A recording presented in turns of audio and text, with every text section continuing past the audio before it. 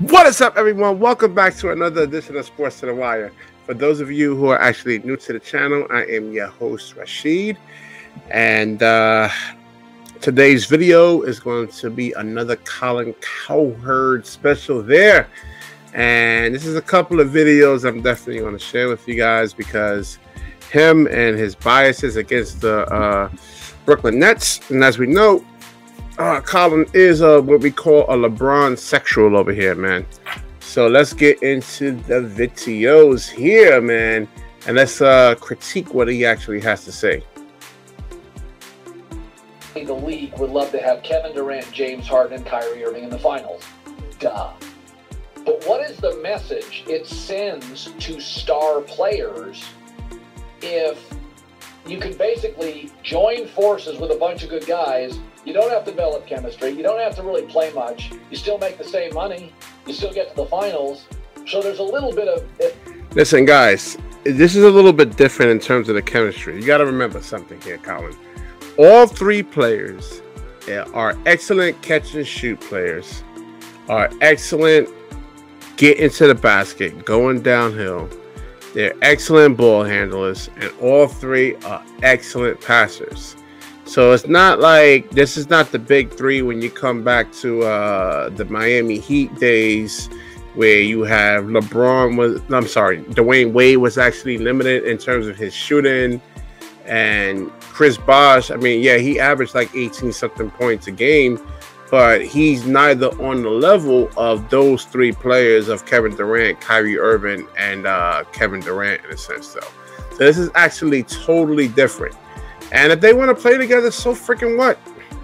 And chemistry is not an issue. Listen, guys, they want to play together. It's not like this is not the Brooklyn Nets team back in 2014 where you have, what's his name?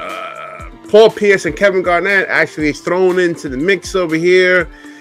These guys actually want to play together. And I advise you guys to actually really start listening. I mean, start listening to guys who actually played basketball and they don't actually wear their emotions on their sleeves, because Colin is just being totally emotional here. Let's move on to the video here. There's a definite benefit for Brooklyn, but what you want, the NBA was generally concerned 2 years ago about load management. I grew up in a small town. When you went to an NBA game as a kid, you had to take a day off school. Like, it was a 3-hour drive, go to Seattle, and then all of a sudden, what if Kevin Durant and Kyrie decided, that's not want to play tonight? That's not good for the consumer. That's not good. And then the Clippers lost. All right, I definitely agree with that. But listen, these guys are human beings, and you got to understand with the condensed schedule and the COVID testing that these guys actually have to do every single morning, which is stupid in my opinion. I mean, they have to play a game, finish up at 9:30 at night. When I'm hearing they got to get up at 6-something in the morning and do a test. You need some type of load management, and these aren't the. I was just wrapping up on a show that I do with my partner Beric. Is that these guys are much more skilled, much more explosive, much faster. And I mean, you look at Derrick Rose. In terms of like ball handling, you see Kyrie Irving. I mean, you can't put your forearm on these guys, man. You actually have to use most of your lower extremities to try to stay with these guys. At least with your being able to hand check, there's some type of balance, and you're not putting so much duress on your knees and your ankles there. And today you can't do that. So yeah, load management, you definitely actually need that. Load management. Last year in the postseason, and it was kind of, I think privately the league kind of liked it. It's like that load management nonsense. Why did the Clippers lose? They had talent, they had a great bench, they had a great coach, they had no chemistry. That wasn't the reason. Chemistry wasn't the reason, and I think we addressed this on a couple of shows. It was a couple of shows we did on the Clippers. This was last year, and we said in the very beginning of their season that not having a ball handler, not having a point guard, will ultimately lead to their destruction. Chemistry has nothing to do with it. Kawhi Leonard is not really a true playmaker. I mean, he has developed into a playmaker. And then same thing with Paul George. You're asking these guys, to run an offense. That's not what they're accustomed to doing. They're accustomed to actually scoring the ball and you know, putting points in the board. They're not asked to actually try to elevate the surrounding pieces around them. And that's what they should do if they want to get to that let's say that superstar level, on a level of a James Harden and LeBron and Kevin Durant. They have to make players better, but that's not what they've been asked to do for all these years. So not having a point guard was the issue with the Clippers, and we actually predicted they will actually lose because of that main issue. They didn't form any chemistry. I mean, this team literally, KD, Kyrie, Harden have played like 6 games. So I think the league, they're good for the league. But there is a message here, and, you know, we all know sports are all copycat. You know, it used to be mobility was a bad word, and then LeBron moved and won, and everybody's like, if you don't even consider moving like Bradley Beal, we're all like, are you nuts? You know, you in business, you kind of watch what people do, and you kind of jump in and follow. And so if they get to the finals, the message is, yeah, just, you know, get a bunch of guys together. You don't have to play as much. You can save your legs. You get another contract at the end of your career. You don't have to put it in the top. Nah, listen, all three of these players actually fit. As I just said, they all can catch and shoot. They all can put the ball on the floor. All three of them are excellent passers. You know, you can't just put any big old three together and expect it to actually work. There's a reason why it will actually work here. Time you can take 30 games off. And so a little bit of a conflict with the NBA. I don't think the Nets are going to win for 2 reasons. They don't really have any playoff chemistry. And I think chemistry matters more in the playoffs than ever. And I also think you can't solve your problems in the postseason. They're not very good defensively, especially stopping bigs. The playoffs are not a place to solve your problems. You got to solve your problems in the regular season and then hope they're not a big enough liability. It's called team defense, and they can actually pack the paint, which is going to force Embiid. And I know where he's actually going with this, in terms of Joel Embiid. They have DeAndre Jordan that can. I'm not going to say he's going to stop Embiid, but he can somewhat mess up his efficiency, and he has 6 fouls he can actually play with. I mean, hell, they went in without really utilizing him. But listen, the ultimate lineup in terms of offense for the Brooklyn Nets will be Kevin Durant at the 5 or at the 4, and Jeff Green at the 5 or at the 4.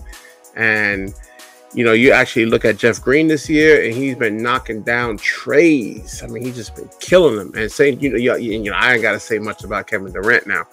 But I don't, listen, Joel Embiid is not going to be able to come out there on the perimeter and guard these guys. It's just not going to be able to do it. And it's going to be a slaughter fest for Philadelphia, man. And then remember, especially on the offense. And I was thinking, I'm like, all right, you know what? Maybe you got, Ben Simmons that can actually slow down, let's say Kyrie. But Kyrie dropped 37 on it. All right, so That's Milwaukee.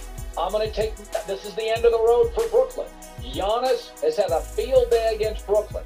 I don't think they defend the interior well. Also, Drew Holiday and PJ Tucker and Giannis are guys that will grind on the defensive end.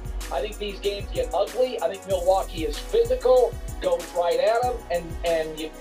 All right, if you think 35-year-old PJ Tucker is stopping James Harden on the perimeter, then Colin, whatever you smoking, man, give me some of that, man. You're bugging out, man. I mean, you have Kawhi Leonard and Patrick Beverly, who are way better on the ball defenders than Drew Holiday and a PJ Tucker, and James Harden is not even fazed by him.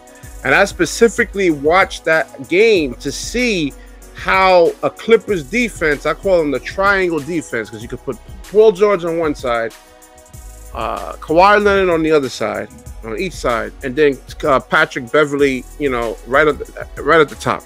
And he was not fazed by neither of them, especially Kawhi, who is actually better on the ball defender than, let's say, a Patrick Beverly.